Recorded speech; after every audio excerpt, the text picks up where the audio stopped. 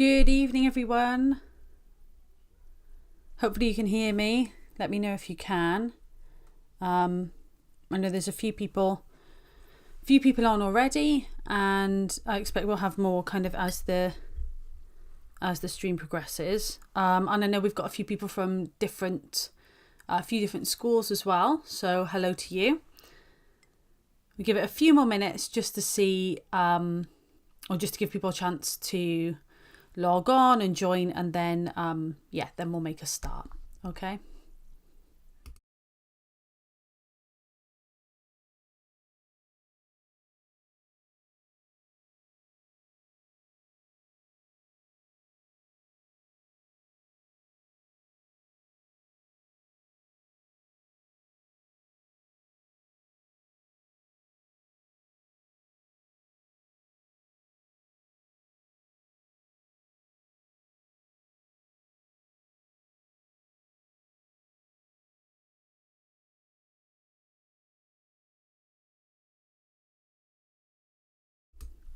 All right, we've got a few more people joining us, so we'll make a start now.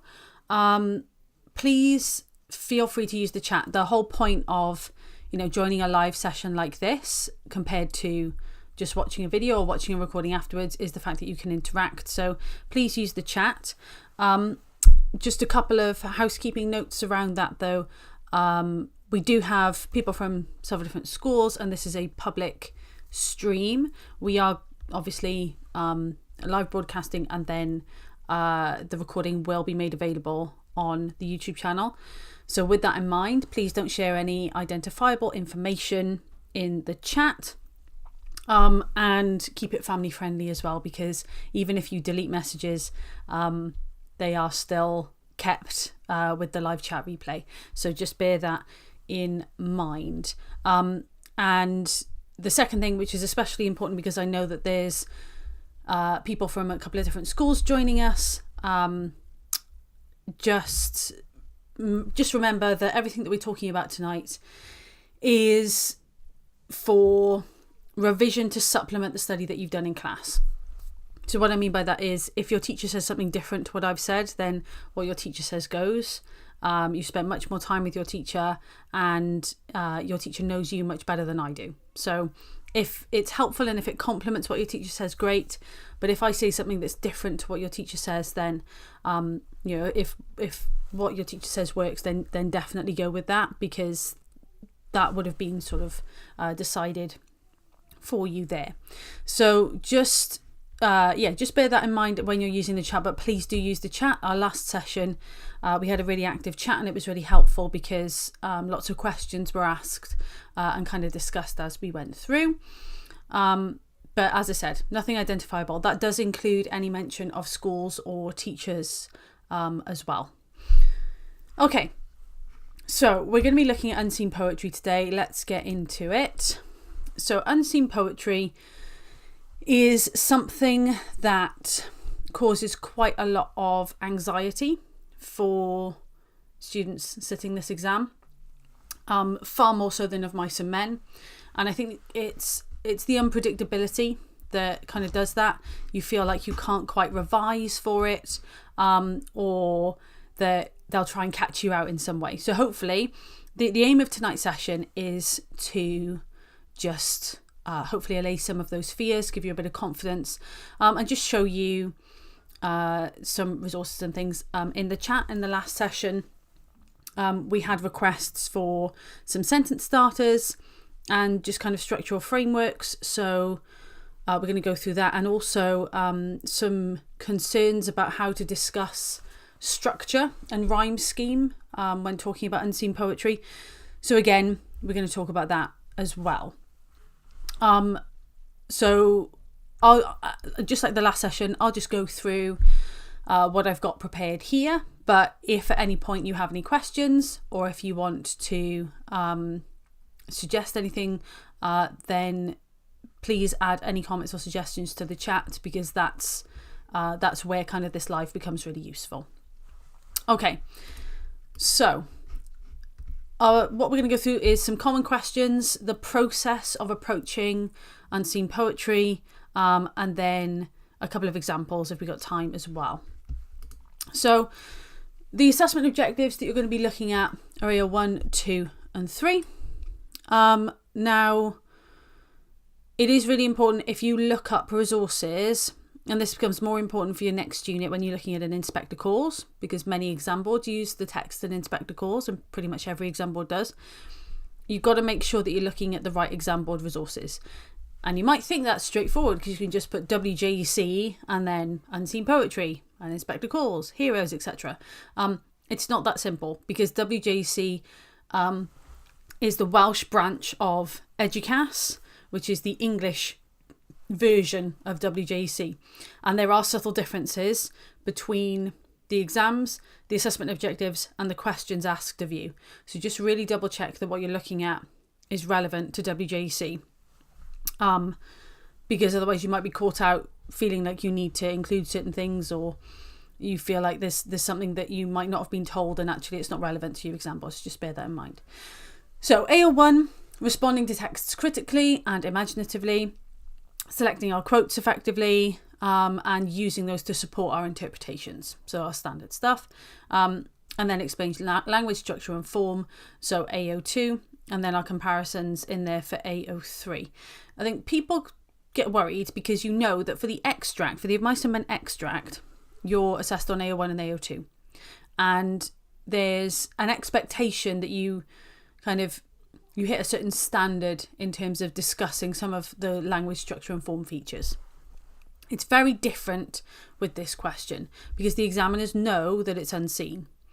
And because of that, there's a lower expectation ultimately. They know that you've studied of mice and men. They know that you will have looked at those extracts. Whereas with the unseen poetry, they know you've never seen them before. So they're looking to see just what you can do. What skills have you developed through the course of your study that you can just use and kind of explore in terms of first impressions. So when we're looking at poetry, the most important thing is that we give it a go. And I know that seems like really low expectations, but it's not at all. So many people don't bother with it, don't give it the time that it deserves, or skip it completely because they don't feel like they can give it a shot. Anything that you write is more likely to get marks than nothing. Bear that in mind. Okay, so assessment objectives there. These are the 3 questions that we tend to get. So the first one, people panic. And they panic, they think, they're going to be caught out. They don't like poetry, they don't get poetry. They don't have a clue what the poem's trying to say or will say. And they don't think they'll be able to write about anything. They don't feel like the poet or the poetic techniques or the content of the poem or the themes of the poem are anything that they can respond to or they don't have any effect on them. And it's like this mental block goes up. Now, I can't necessarily sort of take that block away. This is a challenging question, okay? It's the only unseen element that you're going to get on any of your papers. You're going to be prepped for everything else. But it's time for you to demonstrate those skills, to have a look at something that is new to you, that isn't you haven't kind of revised it and done all your quotes and kind of rehearsed it to death. It's something that you can demonstrate your skills kind of spontaneously, and that's a really good opportunity. And it's an opportunity for you to share that personal response, because you don't share your personal response elsewhere. And it's an opportunity for you to kind of go back to almost the basics. So to not be kind of bogged down with all the stuff that you're remembering, you're just working with what's in front of you. And the most important piece of advice is that anything you write is more likely to get marks than nothing. And that is such an important thing to remember, because freezing and writing nothing means you are guaranteed no marks. Whereas if you write something, you are likely to get marks. And they are generous when they mark this question. They mark, that they really think about that personal response. And you'll see later on, I think people worry about the features, which kind of leads into the second question, really, what to look for. They worry about feature spotting and naming poetic techniques. You absolutely do not need to worry about that. It's a great bonus to include, but it is not essential to get a decent mark. And the most important thing is that you read the poem, talk about it, like what's going on in it, and respond to it by saying, is there a bit you thought was particularly effective? Is there a bit that particularly resonated with you? Or is there one that you preferred to the other? Anything like that. Okay. So what are the grade boundaries like for Unit 1 Mice and Men higher tier? Good question. They vary every year. So if we're thinking about of Mice and Men, and this is very rough. If you think about your extract, around 6 out of 10 is usually a safe C grade. And then 7 out of 10 usually around a B grade. 8 would be our A, and then, or 8 to 9 would be our A, and then 9 to 10 would be our A star. And then for the essay, around about a 12 to 13 would be a C grade, 14 a B, 16 an A, 18 and above an A star. But I do really want to stress that the grade boundaries change. So we have had in the past, the grade boundaries move right up. So a 14 might be a C. We've also had them move down, where a 10 might be a C. So it's also going to depend, like you said, the higher tier. So that's what it would be like for the higher tier. For the foundation tier, obviously it would be much higher needed for the C. And then if you get absolutely full marks, you can just push for a B, but you have to pretty much lose no marks to get a B on the foundation paper. So yeah, they do vary. And that depends on how well everyone does across the board.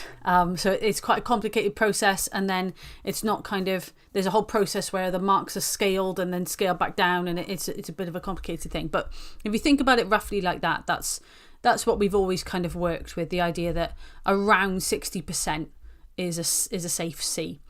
And then 70% B, 80% A, 90% A star. So hopefully that helps. Right, yeah, what to look for. So feature spotting is really common. We see that a lot. And people think that's what the examiner wants. Let's spot the alliteration. Let's spot the enjambment. Let's spot the metaphor. Exactly the same as the extract. Remember we talked about the extract last time? You get 0 marks for that kind of work. If you want to name the things, great. It does kind of demonstrate a confidence in AO2. But actually, the effects of that language and the impact of the choice of that language and those structural features and that form is much more important than being able to name it. And examiners in examiners' reports, they've talked about how irritating it is that students will write about enjambment time and time and time again in the coursework and in the exam, or alliteration or whatever, and just kind of expect that that's good enough. So to, I've mentioned it by name, therefore that's good enough. You need to talk about why that technique is effective. And a writing structure. So writing structure, that's going to depend on what your teacher said. So your teacher might say that you write all about one poem and then all about the other poem. Your teacher might say that you flip back and forth. Ultimately, there is no preferred writing structure. The WJC openly says that there is no preferred way that they write about it. I think I might even have a screenshot from their website later on. They just want you to make sure that you write about both of them and compare. So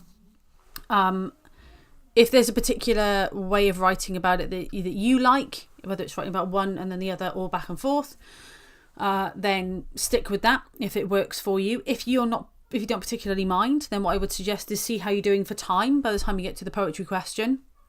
And if you've got lots of time to write up, then you might have time to write all about one poem and then the other. But if you are pushed for time, or if you think you might be pushed for time, I'd write about bits of one and then the other and compare as you go, because then you're guaranteed to get some comparison marks. Whereas if you write just about one poem and then run out of time, you're not going to get any comparison marks, because you haven't written about the other poem. Even though you've set yourself up to write about those comparisons, you haven't actually written about it, so you don't get the marks. So just bear that in mind. So those are our 3 most common questions, and I'm just going to take you through kind of the different elements of the resource that the WJC produce for unseen poetry. It was around 29 out of 50 for a B. So again, it's going to depend on, sorry, just answering the chat. It's going to depend on which past paper that you did. Unless you're, I don't know if you're resitting, but if that was, like depending on the exam series, the grades are going to shift. We tend to work quite conservatively with exam grades. So if if it's like 60% is a C, you're saying here that 29 out of 50 is a B, that's obviously slightly more generous. Then that's great. So if you work mentally on the basis that 60% is a C, then it's likely that the grade boundaries will be more generous than that. And it's better to work that way around and think that you're working at slightly lower than you are, than think, oh, I'm really safe, I've got an A, and then it turns out in the exam you might get a B or a C, if that makes sense. So it may well have been 29 out of 50 for a B. You also have to bear in mind that the unseen poetry, the grade boundaries will change. So that mark out of 50 also includes the unseen poetry. And the unseen poetry, again, will change depending on how everyone's done. So if it's a particularly tricky set of poems and lots of people have struggled, then the grade boundaries will potentially be affected by that. So you don't necessarily know how all of that works until after the exam series is finished. So just I would maintain working on the basis of 60% for a C, because then you know that you're very safely in that bracket and you're likely to get that or above, kind of thing. I hope that makes sense. Okay, let's have a look now. So the process, and I'm sure you've gone through this with your teachers a lot already, but this is how you ultimately, to revise for unseen poetry, if you're not confident with it, find some poems and go through them. That's the best way to do it. Just keep exposing yourself to different poetry, and just see how you feel about it, see if there's anything that jumps out to you, anything like that. So this is the process that the WJC recommends. This is straight from their website, and basically I've just paraphrased some bits so that it's a bit easier to remember. Okay, so the first step, which seems obvious but people tend to forget it, is you need to read the poem. So timing wise, you get an hour for your Of Mice and Men, and you get an hour for your poetry. So if you stick to your timings, and you're feeling really good about your Of Mice and Men, you're going into your poetry, you have, this is a 20 mark question, the poetry. So again, if you think about it, 20 marks for your Of Mice and Men essay, and you had 40 minutes to write that. So if you give yourself 40 minutes to write the essay for the poetry, which is more than enough time, then you've got 20 minutes to read these poems and work out what you want to say. So just bear in mind that the expectation isn't that you just jump in and start writing an essay. And I'd strongly recommend that you don't do that, because you will end up not having a coherent argument, not writing particularly effectively, and not quite knowing what you want to say. So the first thing that you need to do is read the poems and annotate them if you can.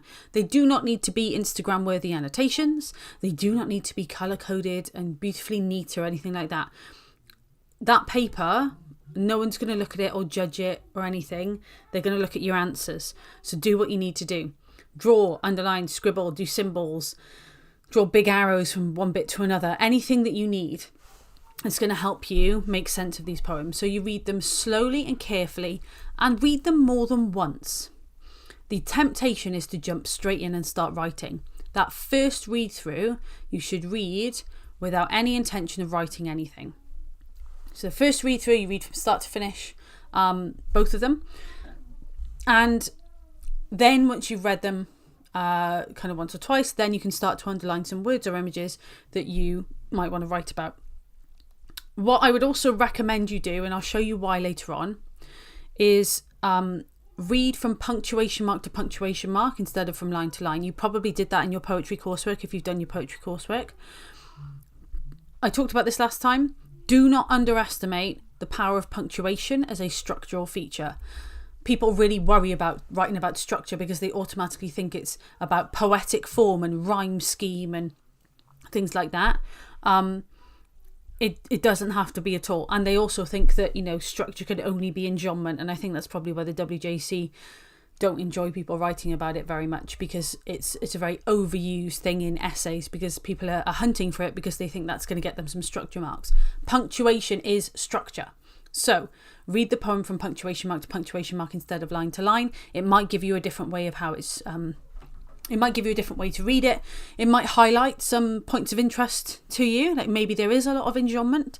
Does that link to the message of the poem? Does that link to the speaker of the poem, etc.? So just bear that in mind. Then you've read both poems now. You've read them a couple of times. You've read them punctuation mark to punctuation mark. You've started to have a think about what they're about, right? So you've got a general idea of what they're about at this point. At the same time as doing that, you want to read the question. Okay. Now, for some reason, I don't know why, the WJC have put read the poem for number 1 and read the question for number 2. I would read the question first. And the main reason is that the question will tell you the focus of the poem. So I'll show you an example now. If I just move to my visualizer, here we go. We'll be a bit blurry. There we are.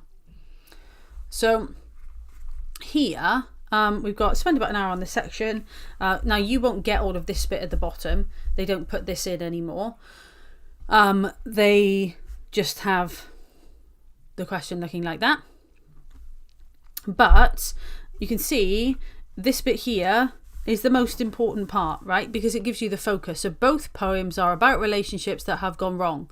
That means that when you start reading the poem, you're not frantically thinking, oh God, like, what is this? Is this some weird metaphor for something that I'm not quite sure about? Is this, some kind of love letter to a particular season or part of life that I'm not particularly, experienced with or whatever?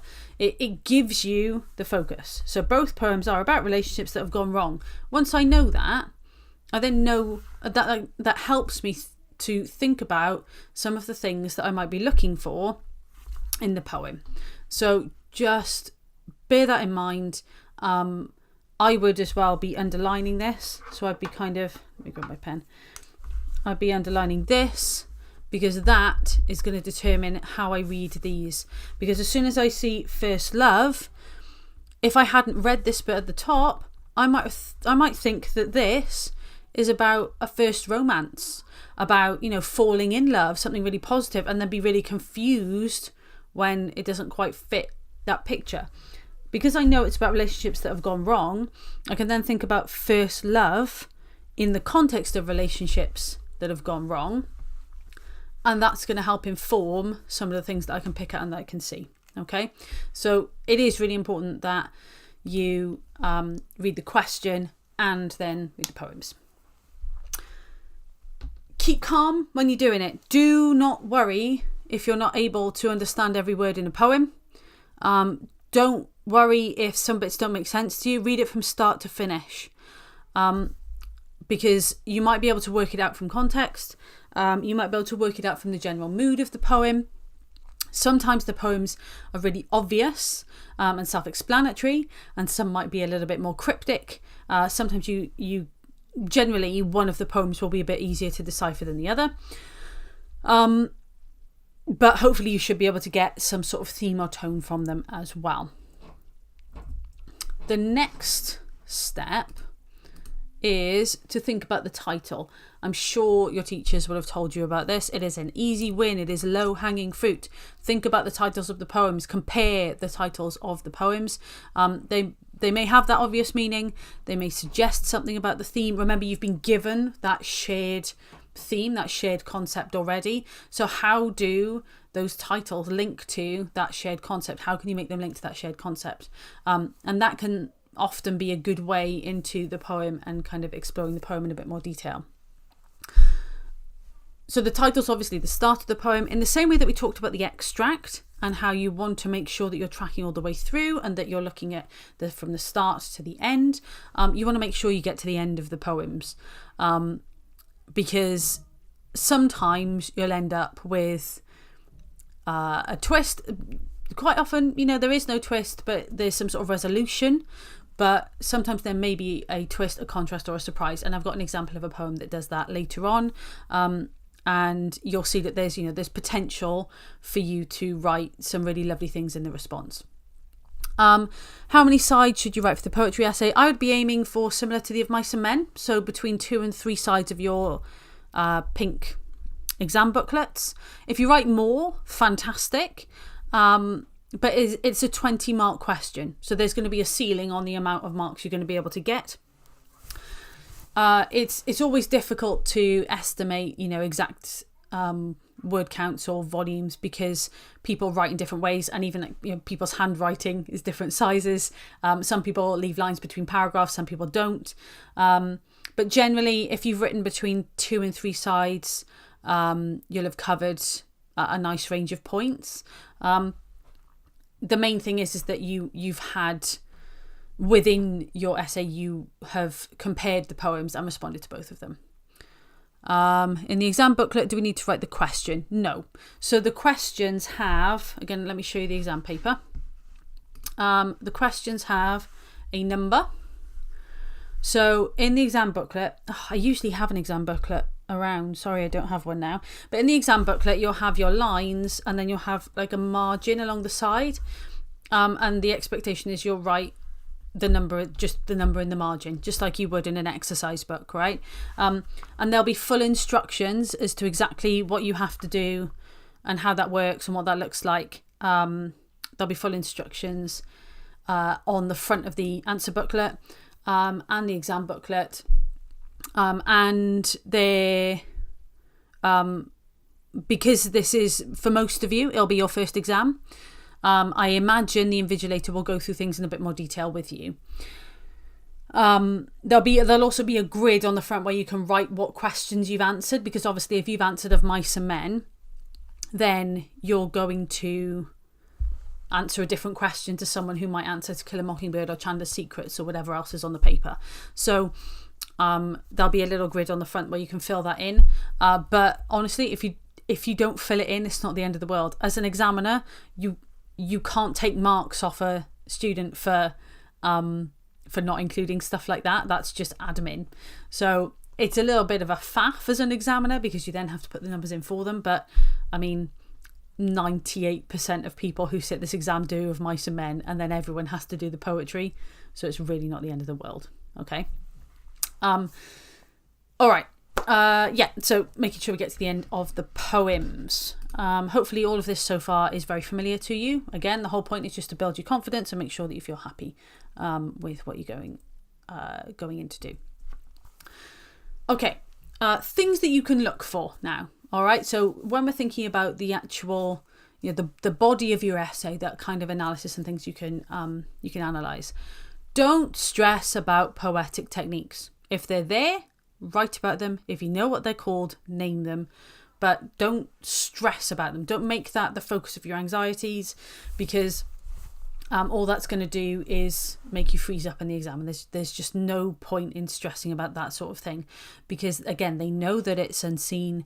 They know that it's in an exam environment, and they know that you've just done an extract and an essay on a novel, right, or a novella. So the examiner knows the context.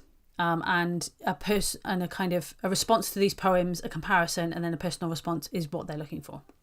So something to potentially think about is the speaker. So the person who is speaking in the poem, the voice of the poem. So who's speaking in the poem and to whom? Because quite often that can help you sort of look then at the language and the structure and how that underpins the message of the poem. So looking at the speaker is often quite a good way to help you focus in on that AO2 that you might want to talk about. Again, when I show you an example, that might be a bit clearer to you. But yeah, the speaker, who's talking, who are they talking to? Sometimes it's very clear that they're talking to another person. Sometimes they're just talking to the reader or the audience. Sometimes the speaker is clearly a person. Sometimes the speaker is sort of this omniscient being that is just talking about a state of being or a state of mind. Sometimes the speaker is very clearly in a location. So all of that can help you understand what's going on in the poem. Because once you understand what's going on in the poem, you'll be able to write about it. You'll be able to write something about it. Okay, number 7. And there's lots of different ways that this is kind of described in different revision books and things like that. But in short, what's the vibe, right? So you want to think about the mood and the atmosphere of these poems. You want to think about what feelings are evoked from the speaker, to whom, how are we meant to feel in this process as the audience or as the reader. And the WJC talks about there may be words which may create a gloomy and depressing mood, for example. You can extend this idea, so thinking about the vibe, you can extend this idea by not only thinking about the words that create mood and atmosphere, but the specific groups of words that create certain images or are linked to certain concepts in your poem. So if you have done your poetry coursework, you would have talked about semantic fields or lexical sets. That's a really good thing to be looking for, because again, it can help you understand the overall message of the poem and the overall mood. So if there is a lexical set of death in a poem about an abandoned school, which I know is on one of the past papers, then there may be connotations there that a school kind of comes alive when the children are in it and inhabiting it. There may be, again, depending on other things in the poem that you could link to, there may be a sense that this school building's been lost to time, and the building is crumbling and decaying. It may give you the impression that something terrible happened there. So it's kind of finding those clues, finding those breadcrumbs, and lexical sets are lovely, and or semantic fields. And what is really good about them is that it means that you're quite often drawing together bits of evidence from multiple parts of the poem. So you can pull out several words from different places and talk about them together, and that conveys a sense of confidence in approaching the text. So it's a nice, easy way to sort of make yourself sound a bit more confident. It's also quite a nice way to look at the possibility of comparing and contrasting the two poems, because either they'll share words from the same semantic field or lexical set, or they will have completely different ones, and you can compare and contrast them too. The final kind of point is the idea of takeaways. So what does the poet want the reader to take away? And is there a particular lesson or message you can take away? The answer might be nothing. Just in the context of the exam, you might not feel like there's anything that you can take away from it at this moment in time. If that's how you feel, that's fine. Focus on other things to write about. But most of the time, there'll be some sort of overall message. If you had to sum up the concept of the poem, what the poet wants you to take away from it, in a sentence, what would it be? And that's quite a useful thing to think about. So to kind of sort of condense these down, these are the things to think about. So you want to read the poem on the question, focus on the title, think about the speaker. I've added in there, think about punctuation as a structural kind of feature, but then you can expand on that. So you can think about structure in the sense of rhyme, scheme and form, if that's relevant. So punctuation's there. Semantic field or lexical set, the vibes. And that can just be mood and atmosphere as well. Any takeaways as a reader. And then also thinking about then the comparison. So once you're comfortable with the content of the poems, thinking about the comparisons. Now, you can give yourself potentially up to 20 minutes on this. And you might think, 20 minutes isn't that long a time. Bear in mind, in the same exam, in 20 minutes, you will have annotated, highlighted, and written a page about an extract from Of Mice and Men. So 20 minutes is actually, in the context of an exam, quite a long time to be able to explore these poems. So that's the process there. Now, like I said, if your teacher's given you an acronym or if there's a process that they've asked you to follow, then absolutely fine, use that. This was taken from a WJC resource, and I've just tweaked it a little bit. But if your teacher's given you a process that works for you, then great. But if you're really struggling, and we had a little bit of a chat about this in the last session, but generally, like I said, people panic with the poetry because they're like, I don't know what to write. I don't know what I'm going to be able to write. These are just some things that you can work with. And I've deliberately kind of avoided talking too much about poetic techniques. If you're really confident talking about poetic techniques, crack on, do that. Okay. This is for like, if you are terrified and you're going to freeze up and you're really struggling. Then use these as a starting point, because you'll probably find yourself talking about some of those poetic techniques without even realising it. So in the last session, a few people asked about sentence starters or kind of ways of constructing sentences in your essay response. So these, again, are from the WJC resource. So you can see they're really similar to the kind of sentences you would write perhaps in the extract, or maybe even in the essay, but certainly in the extract. The one thing that I would say is, and they do mention it later on in the same resource, that tentative language can help to make these a bit better. So you can say this word suggests that. It would probably be a little bit better to write this word might suggest that, or this word could suggest that. The phrase possibly creates the impression that.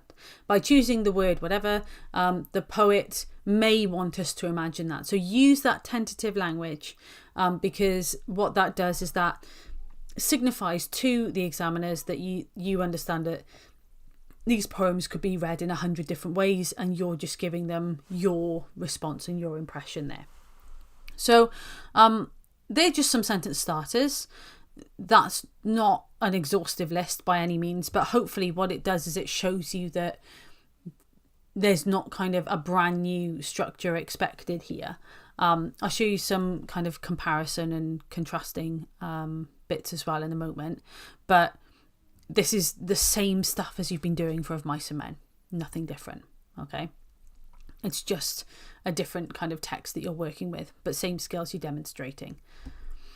Vocabulary, and you can see here that there are some poetic techniques, but you can also see that it talks about subject matter and content, the themes, the titles, the mood, whether there's a narrator, what atmosphere is created. So you could write an awful lot without jumping right into those techniques. So do that as to kind of start, almost to sort of warm yourself up, and then the techniques kind of will naturally come later. You can also see at the bottom there it says sonnet.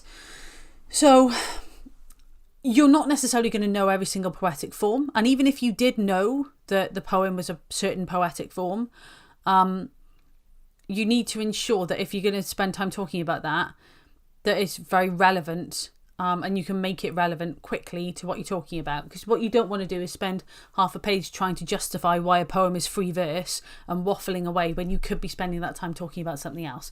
So again, if it serves your argument, if you're able to, if you know that it's a love poem and it's a sonnet, then that's an easy few lines, isn't it? And you've ticked off that form and off you go.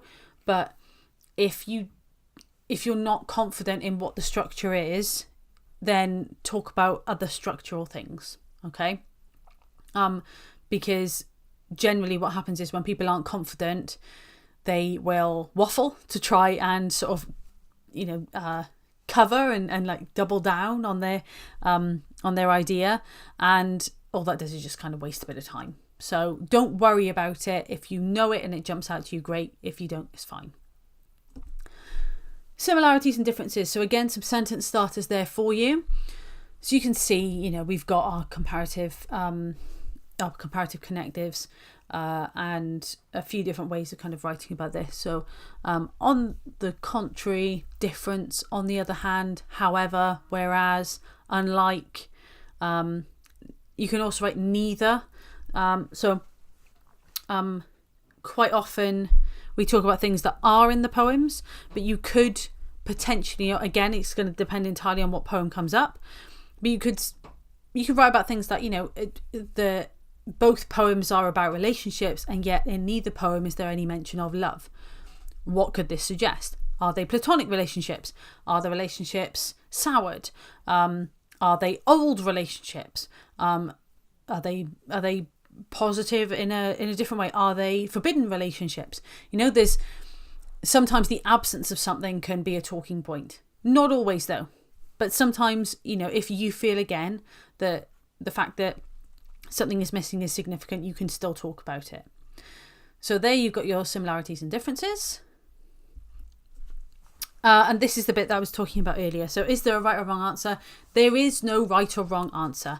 I think people I think worry about this partly because of the poetic techniques, but I think a lot of it stems from the fact that there's this feeling that, I might interpret this incorrectly. And you may feel that because perhaps in the poetry coursework, sometimes, when we're talking through the poem and discussing, sometimes the interpretations are kind of veer towards a certain way, don't they? In this question, there is no right or wrong answer.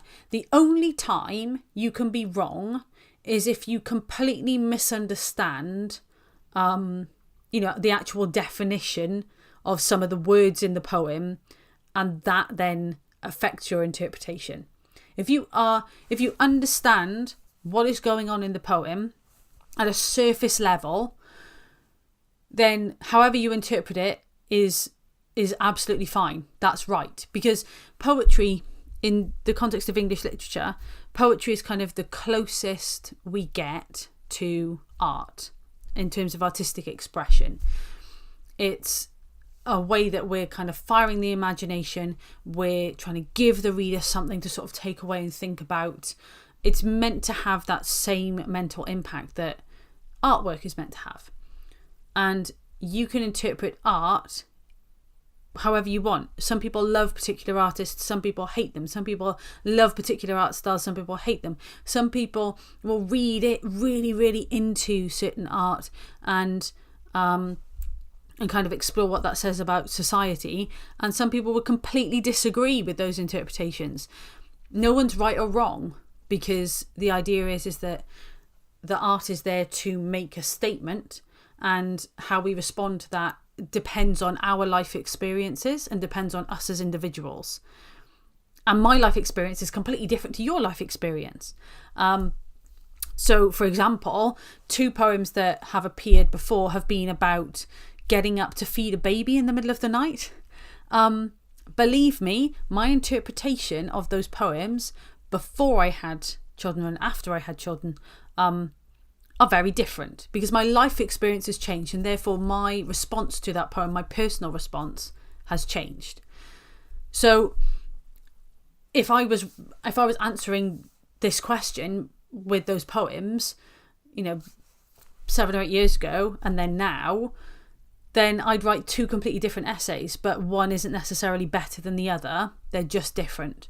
So please, please, please, please bear that in mind. This is different to Of Mice and Men, where, you're not going to be drilled with your quotes and drilled with your context links and things like that.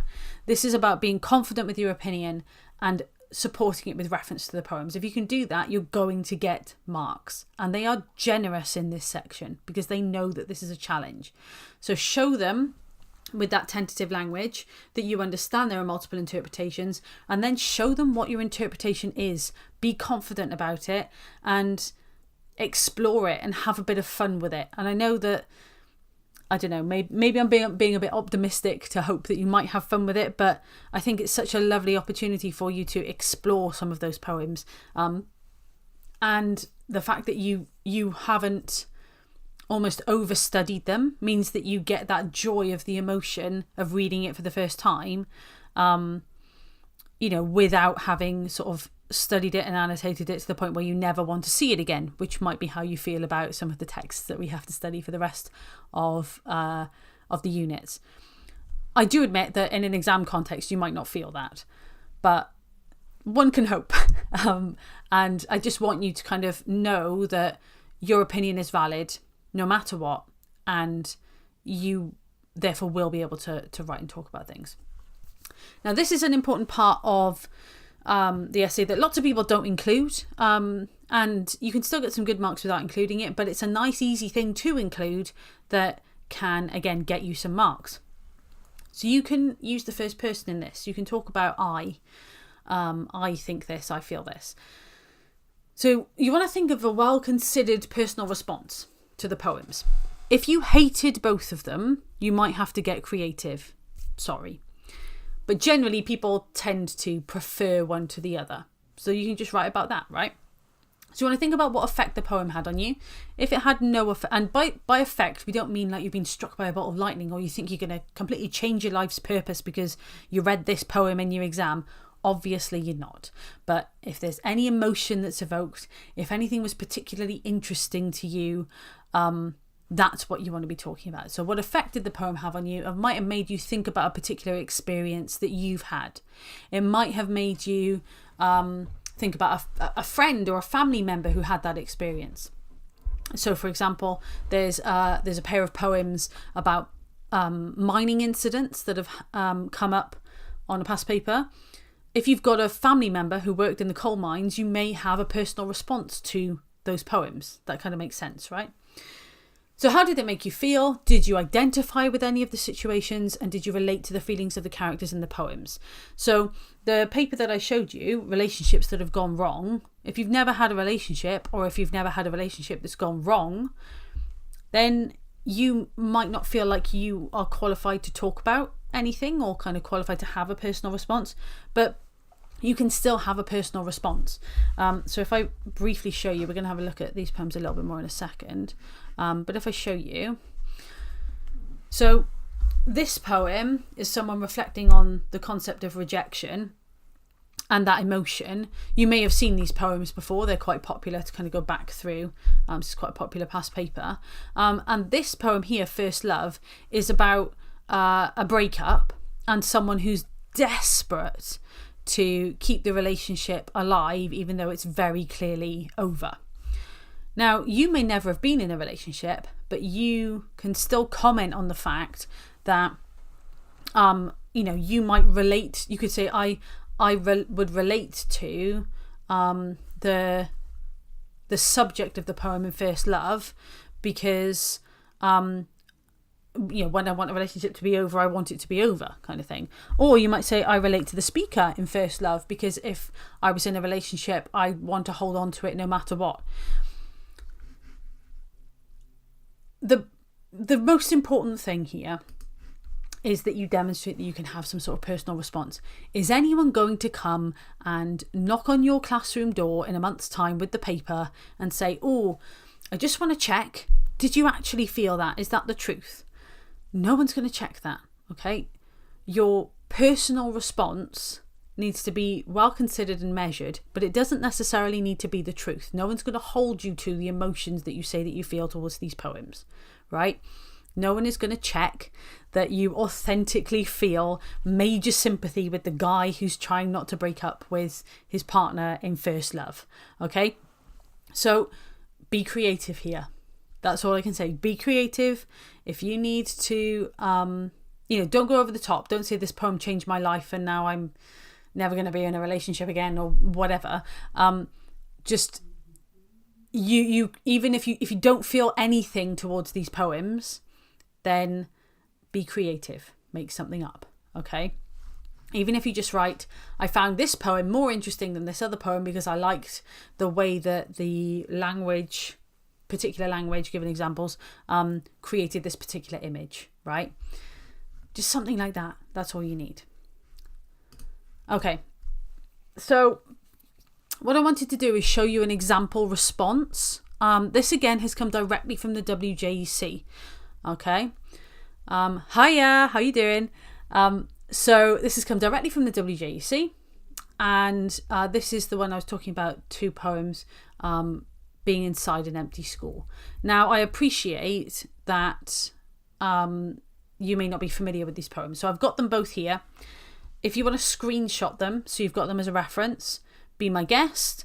But I'll give you a couple of minutes to also read them as well.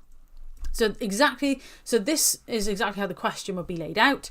Both poets describe the experience of being inside an empty school. So we need to read that so we know exactly what these poems are about, because sometimes they can be a bit abstract. It's not 100% clear. Okay? Write about both poems and their effect on you. Show how they're similar and how they're different. Right? So that is the question you're being asked. It doesn't say in there forensically detail every single poetic technique, because that would be unfair. Yes, include them if you can, but ultimately we need to write about both poems and their effect on you. And then it says you can write about them however you want. So 20 marks available. These are the poems. Here they are. Okay, so they're called The Closed School and After Lessons. So I'm going to give you just a couple of minutes to have a look at those and read them. And then I'll read through them and then we'll go through the response. Okay.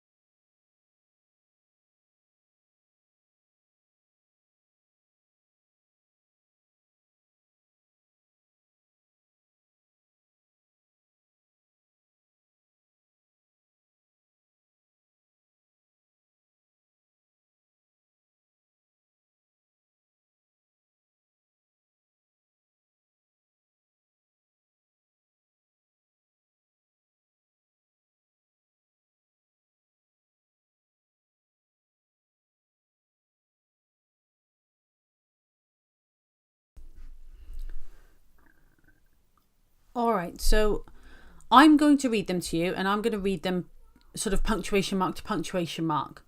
And the reason why I'm going to read them out loud is because when you're reading them in the exam, sometimes we unintentionally, in sort of the heat of the exam, we tend to skim and scan. For poetry, it is really worth slowing down and kind of almost reading it out loud to yourself.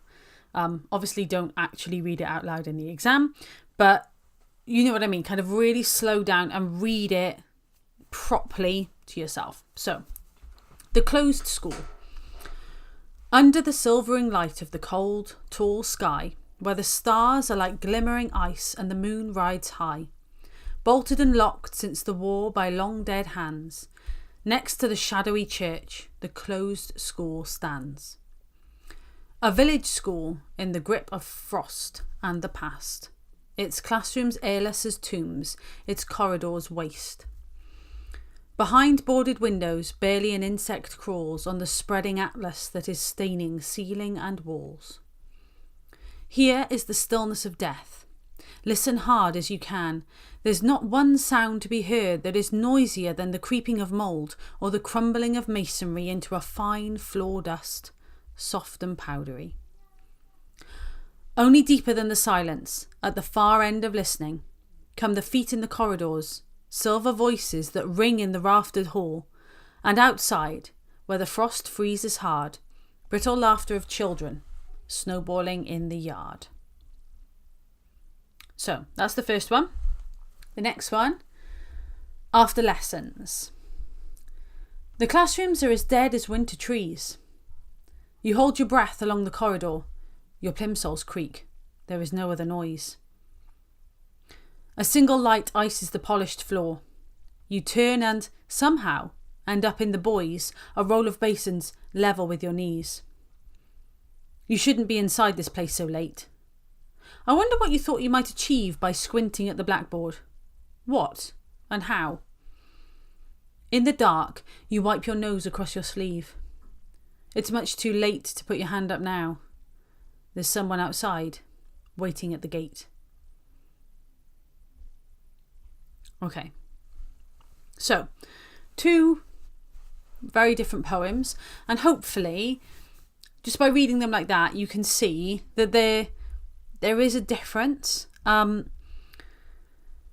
Structure is really important to poetry because there's a sort of musicality to poetry, right? There's a rhythm to poetry, and where the punctuation and the line breaks take place affects that rhythm. So thinking about some of the bits that are faster and some of the bits that are slower, where the stanza breaks are, the verse breaks are, all of that is, you know, if you can link that in some way to the meaning of the poem and the message of the poem, then that's, you know, really valuable conversation to have as well. So I'll show you the response. If you want to screenshot them, then make sure you do that now, because I'm going to move on in about 5 seconds. I'm going to show you the response that again comes from the WJC resource. If you want to access the resource all as one PDF, all you need to do is type into Google WJC Unseen Poetry, and it should come up as the first resource. I would have shared the link with you. I tried to, but I can't share links on YouTube chat. So here's the start of the response, and I'm showing this to you hopefully to build your confidence, because you should be able to look at this and say, oh yeah, I could probably write something like that. So The Closed School is a poem that is about a person who's travelling around an empty school that's long been abandoned since the war and is deteriorating to floor dust. So it's just talking about the speaker and talking about roughly what's going on in the poem, okay? The person seems to be reminiscing about the children who used to attend the school. After Lessons also seems to be about the narrator travelling through the school in the dead of night, yet they seem completely alone, unlike in The Closed School, which has the sound of children, as there's no other noise than the narrator's shoes. So you can see that there's a comparison there, and they've used quotations to back up that comparison. And we've also got a sense of what this poem, what both poems are about a little bit. Next bit. So The Closed School perhaps symbolises how time continues to tick on, people age and eventually die. So think about why they think this. So they get this idea due to the description of the classrooms being like tombs. So do you remember I talked about look at the language, look at the semantic fields, look at the choice of language. Why is the poet chosen that word? Why have they not chosen a different word to describe that thing, right? So perhaps the children who once sat at the desks have abandoned them and grown up. In After Lessons, Night may have wanted us to think about how school is a safe haven for some. In their time of need, they find themselves returning to their school days for comfort. We get this sense as the narrator seems to be the last to leave the school due to something waiting at the gate for us. It makes the reader think that perhaps there's an abusive household or perhaps a situation they're trying to avoid. You might completely disagree with this interpretation. That is entirely fine. This is simply to show you kind of the level at which you can write for this poetry response. So you can see there, again, we've got some comparisons in there. We're picking out some language and we're talking about it. Again, The Closed School has a sense of mourning, as if those who used to go to the school were probably dead. There's an air of death inside the buildings. So you can see that mood and atmosphere, the language being used to create that. The long dead hands that shut the school also adds to this atmosphere, gives us a sense the school is very old, as are its former inhabitants. We feel a sense of sorrow for the school itself as it's slowly dying, also with its crumbling masonry and boarded windows, which shows how dilapidated the school has become. In contrast, so our comparative connective there, we get a sense of fear and suspense from after lessons, as there is someone outside that seems to be waiting for the narrator to exit the school, and we do not know his person's intentions. Unlike the closed school, the school seems to be fully functional. It has polished floors. This gives us the idea that the narrator is sneaking around after hours. We get the feeling of suspense when we're told that it's too late to raise our hands. This gives us the sense the narrator is trying to cry out for help, but they can no longer do so. So, again, hopefully what you can see here is that we're focusing on vibes, right? And I know that sounds a bit cheesy, okay? Bear with me. We're not getting, really forensic about word class and word type and things like that. Again, if you feel confident doing that, go right ahead. But this is all about the mood that's created. This is all about what's happening with the speaker, how the language backs up the mood, right? And the language is then sort of pulled out to support that. So it's all about there, really, the mood and the atmosphere. You can see here now, we got that personal response. So I find the fact that barely an insect crawls inside the dead school in the closed school is quite interesting, as it makes the reader think that the school is so abandoned that even the bugs do not live there. It also makes the reader feel like the school is well and truly dead. I think how the school is described to be in the grip of the cold in the past creates the idea the school's been captured by time and can't escape its clutches. The silver voices that are heard make the reader think of the ghosts of the children who used to go to the old school. It also gives us the image of a silver wisp that glides around the abandoned school. In After Lessons, I find the fact that the narrator wonders what we might achieve from looking at the blackboard. So, I'm not sure if this is a kind of real past response or if it's one that's been created by the exam board, but they've picked this as an exemplar to show people. But you can see there, some of these points are quite straightforward, but the fact that they've been made means they get marks, right? That's the important thing. This is a developed piece of writing because this person has, carried on. They've carried on comparing. They've carried on working through the poem. They've carried on thinking about and talking about their interpretation. It gives the reader the sense they're desperately trying to find the solutions to the problems they're hiding from. The way the author says what and how gives the reader a sense of excitement, unlike in the closed school, and perhaps frustration, as they do not know the answers to these questions. It also makes the reader wonder what's led the narrator up to this moment. When we wipe our nose, it gives us the feeling of sympathy for the narrator, as we get the idea that they're crying from this stressful situation. I would include some more tentative language in this response. But again, you can see, there's nothing wrong with this response. There's, there's some nice points made. Again, evidence being picked out, lots of comparisons in there. Personally, I think The Closed School is a very interesting poem. So this is that personal response I talked about where you can get creative. Very interesting poem about how everything ages, crumbles and dies. I enjoy how the mould is shown to be creeping. See, so if you want to also enjoy that, then you can. As it paints the image of mould slowly travelling up the side of the wall. I think that After Lessons is quite an exciting poem, as I feel quite nervous when we find out that someone is waiting at the gate. Again, if you want to feel like that, you can. I personally think, I don't think I'd describe After Lessons as an exciting poem, but that's the beauty of poetry, right? That this person thinks it's exciting. I think it's quite anxiety inducing, or sad, but I would be able to justify my opinion. They're able to justify their opinion. Two different opinions, but can both get some marks. So again, then just summing up with a nice concluding sentence, that both the poems show the stillness of a school without its students. However, Wilson's poem shows it in an abandoned light, right? So that's a response. This is the commentary. So in terms of, if it's being marked, this is the feedback that's been given. So a consistent and focused analysis of both poems, that's what that response shows. The response begins to show how the poet's use of language builds a picture of the schools described. There's a clear appreciation of how both poets use language to achieve specific effects. Comments are sustained and moving into being perceptive and explorative. So we're talking there band 4, band 5 response. That's what the key words used in that commentary relate to band 4 and band 5. So you're definitely talking about above a C grade there. You're probably talking about a B, maybe into an A, again, depending on grade boundaries.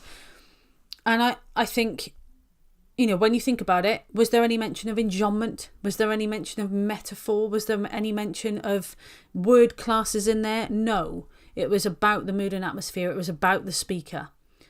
So don't feel intimidated by this question. You are more than capable of writing a really sort of thoughtful response towards this, and just exploring those poems and saying how you feel about them, because that's all it's asking you to do. Okay, quickly, I just wanted to show you, because I talked about this, a little bit of structure and how structure can be used to great effect, and also why looking at the end of a poem is really important. This is a nice short poem. It's one of my favourite, if not my favourite poem. It's He Tells Her by Wendy Cope, okay? So the premise of the poem is that there's a man and a woman arguing about the shape of the earth. The woman believes that the earth is round and the man believes that the earth is flat. And they're having an argument about it, okay? So he tells her that the earth is flat. He knows the facts, and that is that. In altercations fierce and long, she tries her best to prove him wrong. But he has learned to argue well. He calls her arguments unsound and often asks her not to yell. She cannot win. He stands his ground. The planet goes on being round. So, aside from being a very witty and I think quite funny poem, this demonstrates quite nicely how punctuation can be used really effectively in a poem. So punctuation generally has a bit of a hierarchy, right? If you think about a comma, that's sort of one of the lowest, that's kind of low down on the hierarchy, because it separates clauses within a sentence, right? So comma and a dash, perhaps, maybe a bit more of a flexible version of a comma, although it's used kind of in different ways. And then sort of alongside, maybe slightly more powerful, is the semicolon and then the colon. Then we've got the full stop. And then we've got the paragraph break, the line break, and the stanza, right? So if you want to make something stand out in any writing, whether it's a poem or whatever, if you want it to stand out hugely, you put it in its own paragraph, single line paragraph, right?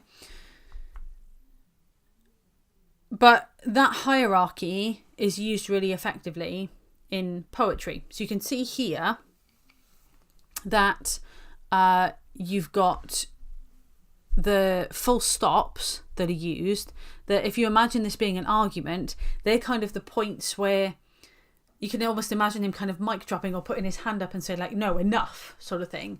I'm winning this. And because of that, where they're placed is really important. So he often asks her not to yell. So like, don't yell, stop. And then she cannot win, full stop. It's a fact, end of. She can't win. That's the end of the argument. He stands his ground, full stop. Again, that's a fact. That's where we're at. That's where it is. So the use of the full stops here is really nice. And then you can see as well how that line break works really nicely, how that new stanza and the single line stanza works really nicely, because the planet goes on being round. If that was attached to the end of the poem, it wouldn't have quite the same effect. The fact that it's separate on its own separate line, it gives the impression of almost like an aside. So, you read the poem and the argument's going on, and then you pause and you just kind of, it's like, meanwhile, the planet's still round, guys. So this is kind of showing you how structure can sometimes really enhance the message of a poem, because the message of this poem is that we should listen to women sometimes more because they do know what they're talking about. We should listen to women maybe perhaps more than we do, and this is a very kind of stereotypical alpha male and woman having an argument. Like, that's kind of the point, right? So that's just an example. I've got another example for you that is from a past paper as well, and I showed this to you actually in the past paper that I've got on my desk. It's probably a bit easier for you to read here as well. So you may be familiar with this poem. This poem is called First Love, and it's about a breakup of love, or a first relationship, right? So I'm just going to read it punctuation mark to punctuation mark, and hopefully that might give you a sense of the mood that's created. So, I knew it had to come. I couldn't bear it then, can't take it now. I'll make amends. I'm willing to agree now. So, be fair, there's no need to split up. We'll just be friends. Like you suggested, not see quite so much of each other. Please, I agree. You're right. I made too much of what we had. Been such a fool. I'll take the blame. We'll start tonight, the new improved regime. We'll both be free to do just as we want, the adult way. I'll do just as you want me to. You'll see. I'm willing to do anything you say. I promise. I won't make a scene. Won't cry. If you'll do just one thing. Don't say goodbye. So when you read that out loud, the punctuation gives it this sort of frantic stop-start approach. Now, hopefully what that shows when you read it is it's almost like you're watching someone having a conversation on a phone, and you're hearing their side, but you're not hearing what's being said to them. So there's gaps here that we don't know about, gaps that are going to be filled with the other person in this relationship. So the way that the punctuation works with this very stop-start, lots and lots and lots of full stops. And remember, a full stop signifying the end of something. So this is about the end of a relationship. So that full stop is kind of showing that the end is there. And he's refusing to acknowledge it. He keeps on carrying on, doesn't he? He keeps on trying to say things. And there's almost a battle here. There's lots and lots of full stops, but there's also enjambment. So if you don't know, or if you can't remember what enjambment is where the line kind of can, or where the sentence, I suppose, continues, or the phrase continues beyond the line of the poem. So it almost like spills over into the next line. So the first line has that. I couldn't bear it then. So that's enjambment between the lines in a stanza. But then we also have, we got enjambment again, been such a fool, I'll take the blame, in the second stanza. But then we also have enjambment between stanzas. We'll both be free to do just as we want. So that's significant because, again, that's a choice. The stanza's been broken. There's enjambment between the stanzas. Now, I'm not going to talk about enjambment unless I can link it to the message of the poem. But the message of the poem is that this guy doesn't want to break up. So whereas the full stop is telling me this relationship's reached its full stop, it's kind of over, this guy's so desperate to not break up that he's carrying on his pleas. And that enjambment highlights the fact he's carrying on these pleas beyond where they should finish, beyond the end of the line. And he gets more and more desperate to the point where between the second and third stanza, that enjambment carries over between stanzas. He's determined to hold this together, even though we want that break, just like the stanzas are a break in the literature. So that's how you can talk about structure, and that's how you can explore structure, by linking it to that message. Equally, you might find, like with the poems about the school, you might find that maybe there isn't so much there that you can kind of link to. But what I would suggest is, if you want to write about poetic techniques or structural techniques and actually kind of name them, which is fine and great, if you're aiming for a top band, that's great.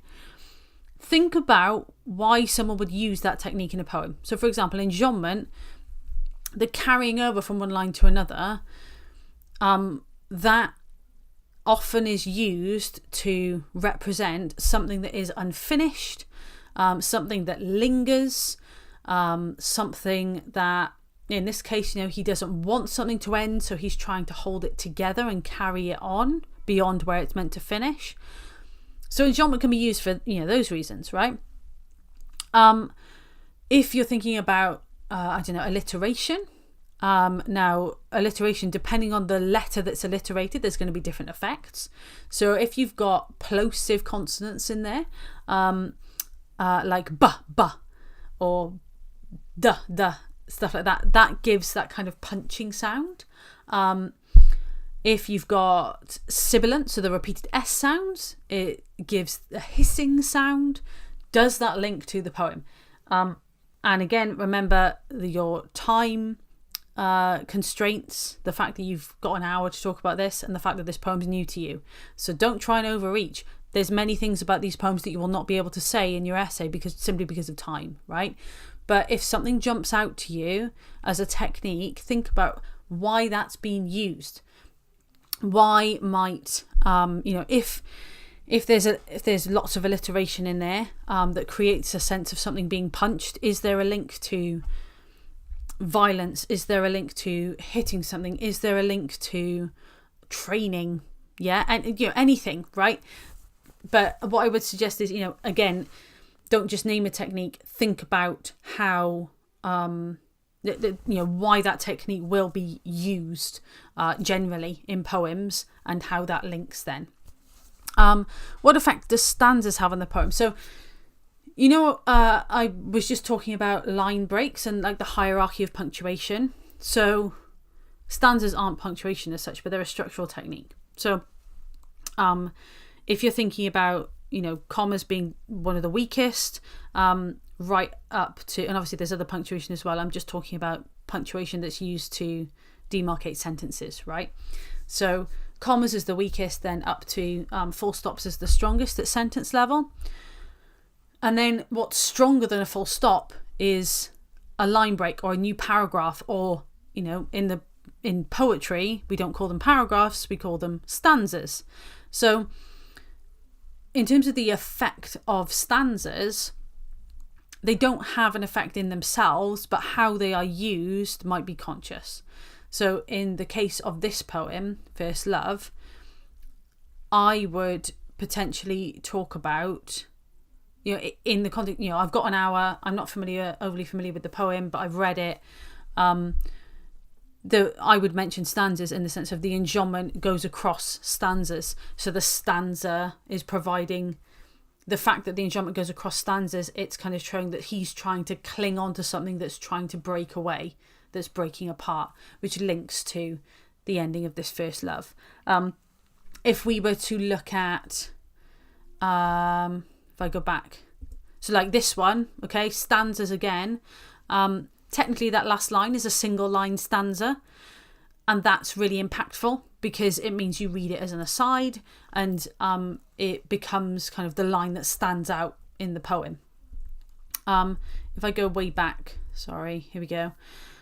If you look at these stanzas, so like after lessons, the stanzas they're regular. They're those three kind of 3-line stanzas. Sometimes the idea of kind of regular stanzas, and that kind of regular structure, you could sometimes link to things like the regular passing of time. So the fact that sort of the clock's ticking regularly while whatever's happening in the poem happens. But that might not be relevant to the point you're making, so you don't need to mention it. So again, only mention stanzas if you feel there's a point that you have to make. And again, think about, there might be a single word on a line within a stanza. Again, that's something you can talk about. You can talk about line level as well. People often ask about rhyme scheme as well. Whether you have to say the poem has an A-B rhyme scheme. Sure, if you want to say that, great. But unless you're going to talk about the effect that has, then it's pointless. It's naming a technique without actually kind of talking about the effect. So the closed school, the first stanza of the closed school, under the silvering light of the cold tall sky, where the stars are like glimmering ice and the moon rides high. So we've got some rhyming there. Sure, talk about it, but talk about it in terms of the effect that it creates. So again, regular rhyme schemes can often be used to create a sing-song effect. They're often part of a bigger kind of poetic form, like a sonnet. the rhyming couplets are often used to portray closeness or love, but I don't think that's particularly relevant personally for the closed school. If it's a school, I feel like rhyming and a sing-song rhythm implies thinking about perhaps, echoing sort of children's kind of playground songs and children's rhymes, like the kind of things you'd sing in primary school. But again, that you might feel that's reaching a bit, like I can't really see that. That's fine. Don't talk about it. Okay. So I hope that's kind of useful in terms of talking about stanzas. Let's go back to these ones. And again, this again is taken from the WJC website. It's a slightly different, it's a different exercise. And this is the other poem that's on the past paper that I showed you. So you can see there again, just the way that the stanzas work is quite interesting. I'm not going to go through this one in detail, but I just wanted to include it to show you that the WJC, in their kind of exercise on the website, picked out the things that are in the different colours. So you can see kind of the range of things that were picked out there. And again, just pretty much commenting on mood and atmosphere rather than anything hugely linguistic. But again, I wanted to include that because if you wanted to go back to this video in the next few days and have a poem to practice on, then again, it's there for you. Okay, so I'll just kind of finish up, but please, if you've got any questions, any comments or any feedback of the session, then please include it in the chat, because again, that's the point of the chat. Thank you to those people who shared things in the chat again tonight, because it is really useful. Guaranteed, if you've got a question and share it, then so many people who watch this back or who are kind of on the stream will have the same question as well. And lots of people have watched this back. I think we're on kind of nearly 70 views of the last session. So again, any questions that you have, there's people beyond the stream that will benefit from that. So thank you.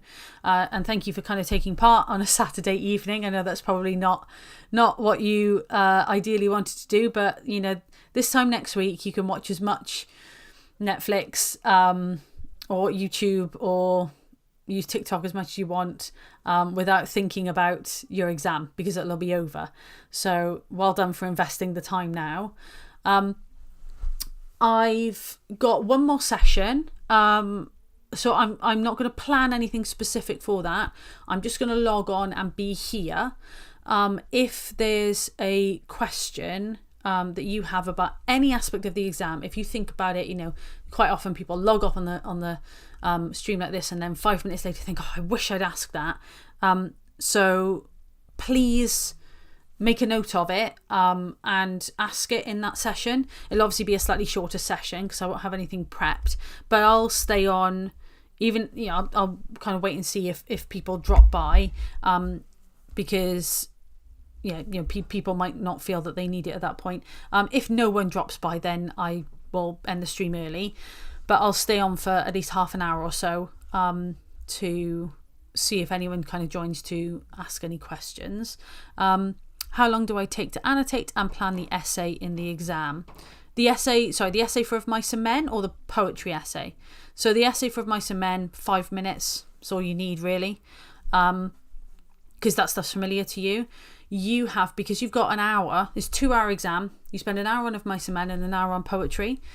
So you have up to 20 minutes to spend on the poems, reading them, planning the essay. And again, same as you did with the essay for Of Mice and Men, make a plan, draw it in your exam booklet. You can draw a line through it afterwards or just leave a couple of lines and start. Poetry is 20 minutes. Because ideally you want about 40 minutes to write up the essay. You don't need to spend 20 minutes if you feel you're ready after 10 minutes, because 10 minutes can feel like quite a long time in the exam. If you feel you're ready after 10, then off you go.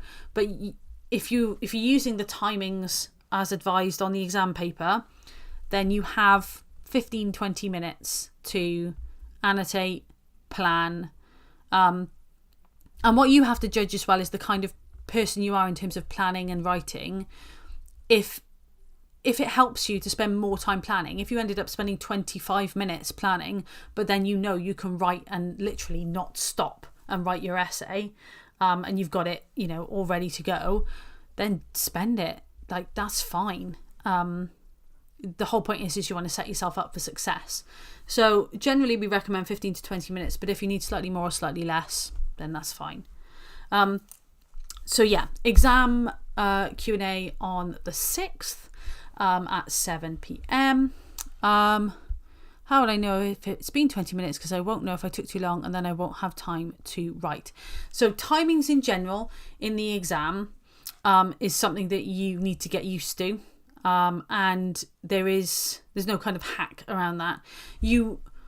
I don't think you're allowed to wear smartwatches anymore. So you might be allowed to have an old school watch, one with like an analog face. But I think people worry perhaps about timings. There's a big clock at the front of the exam hall, and you will also have time. Someone will call out some timings for you. And hopefully, again, because it's your first exam, they might kind of call out timings a bit more often. But what I would strongly suggest is that, so they will say, as you start the exam, because usually it doesn't tend to start kind of at the time you want it to, but your exam should start around 9. But let's say you're getting everyone in and sorting everyone out. Let's say it starts at 9:05, right? So your invigilator will say, the time is 9:05, you may begin. So you now know that you started at 9:05, which means that at 9:25 you should ideally move on from your extract to your essay, and at 10:05 you should be moving on to your poetry, and at 10:25 you should be moving on to write your poetry, right? In reality, it's much messier than that. All I would suggest is every so often try and look up at the clock and see what the time is, okay? We say 20 minutes for the extract, 40 minutes for the essay, 20 minutes annotating the poems, 40 minutes writing about the poems. You probably won't stick to those timings exactly. If you can stick to them roughly, that's going to be great. What you don't want is to spend an hour and 45 minutes on Of Mice and Men and then not have any time to do the poetry. That's a bit of a tricky one. But generally they'll give you a half-time marker. So they'll say, you're halfway through. And that's when you'll know, right, I'm halfway through, so I should be finishing up my Of Mice and Men now and moving on to my poetry. And the good thing about having an hour for the poetry is that you've got a little bit of buffer time. So because you've got the 20 minutes to annotate and then 40 minutes to write your essay, and it's a 20-mark question, it's not a bigger question. If you ended up going slightly over with your Of Mice and Men, you can still quite easily finish that poetry question in slightly under an hour. I hope that kind of makes sense. This is all, kind of the logistics of actually taking an exam and working for an exam is often like a challenge in itself. But again, the staff in your school will know that, and they'll be supportive of that. Even things like knowing where you're going to sit, knowing your candidate numbers. They'll be clear about where you need to go to find that out. They'll be displayed outside the exam hall somewhere, and clear about exactly what you need. And your form tutors will be really supportive. Your English teachers will be really supportive. So again, if there's any kind of admin or logistical checks that you want to make, then use them as a resource as well. Okay, so I'm gonna do, so this is the last but one, so there'll be one more session then before the Unit 1 exam, and then when you're doing the Unit 2, we can do a couple more sessions on here as well, if they are useful to you. I don't know how kind of useful these are, so if you don't find them useful, then that's fine, but there's the offer there, if you want to join us for Unit 2, which is an Inspector Calls and Heroes. There are some resources already for those. I know that you haven't done Unit 1, so you don't even want to think about Unit 2 yet, but if you want to look at some of the resources, then there's podcasts already, and then, of course, we'll run some live revision sessions alongside that. Again, at risk of sounding like a wannabe influencer, subscribe if you want to be notified of any of this stuff, or just, again, search for us on Litcast Revision. That kind of concludes. I'm just waiting to see if there's anything else on the chat. That kind of concludes today's session. Thank you very much for joining me again. I know that unseen poetry can feel really intimidating, but remember that the examiners know that it is an intimidating question and it's marked accordingly. So it is marked more generously than of Mice and Men. And what they really want is to just see you having the confidence to read a poem and talk about it, and be able to back your ideas up. So if you can try and do that, then you're on to a winner. I'll be back on, what's the 6th? I'll be back on Monday for a final exam Q&A before, I know some of you have an inset, so you'll be going back on the Tuesday. So hopefully you'll be prepped ready for then, because you might have kind of prep or walking, talking mocks and things. If so, join for any of those questions that you might have, and I will see you in the next one. Any final questions from the chat? No, I think we're all good. Okay. Thank you so much for joining me again. I really appreciate you giving up your time on a Saturday, and I'll see you in a couple of days for our final session on Unit 1. Best of luck and enjoy the rest of your weekend. Oh, why are you sad? Don't be sad. It's all good. It's all good. It's all good, right? One more session. Any questions you've got, do your revision, come back and share those questions with me, and you'll ace it for sure. Okay. Thanks very much, everyone, and I will see you soon. I'll leave the chat open for another minute or so before I finish up, and then follow up those questions in the next session. All right. Thanks so much, and I'll see you then. Bye-bye.